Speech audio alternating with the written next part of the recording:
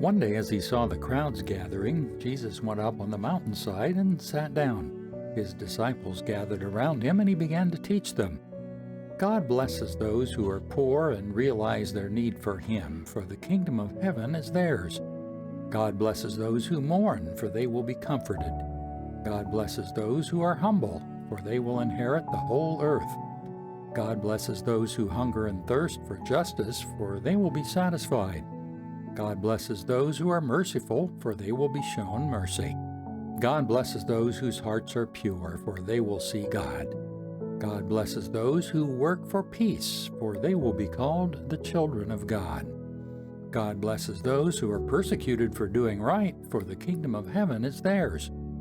God blesses you when people mock you and persecute you and lie about you and say all sorts of evil things against you because you're my followers.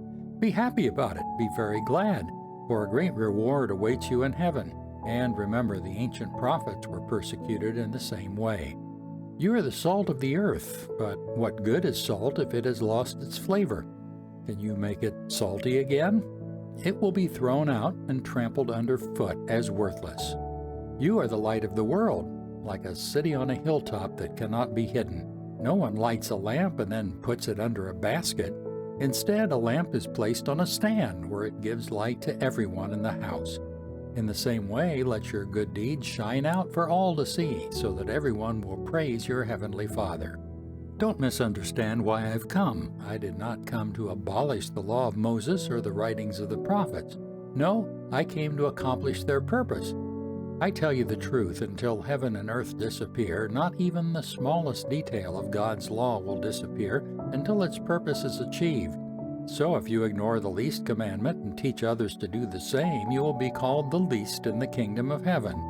But anyone who obeys God's laws and teaches them will be called great in the kingdom of heaven. But I warn you, unless your righteousness is better than the righteousness of the teachers of religious law and the Pharisees, you will never enter the kingdom of heaven. You've heard what our ancestors were told: you must not murder. If you commit murder, you're subject to judgment. But I say, if you're angry with someone, you are subject to judgment. If you call someone an idiot, you're in danger of being brought before the court. And if you curse someone, you are in danger of the fires of hell. So if you're presenting a sacrifice at the altar in the temple and suddenly remember that someone has something against you, leave your sacrifice there at the altar. Go and be reconciled to that person. Then come and offer your sacrifice to God. When you're on the way to court with your adversary, settle your differences quickly. Otherwise, your accuser may hand you over to the judge, who will hand you over to an officer, and you'll be thrown into prison. And if that happens, you surely won't be free again until you have paid the last penny. You've heard the commandment that says you must not commit adultery. But I say, anyone who even looks at a woman with lust has already committed adultery with her in his heart. So if your eye, even your good eye, causes you to lust, gouge it out and throw it away. It's better for you to lose one part of your body than for your whole body to be thrown into hell. And if your hand, even your stronger hand, causes you to sin, cut it off and throw it away. It is better for you to lose one part of your body than for your whole body to be thrown into hell. You have read the law that says a man can divorce his wife by merely giving her a written notice of divorce. But I say that a man who divorces his wife, unless she has been unfaithful, causes her to commit adultery.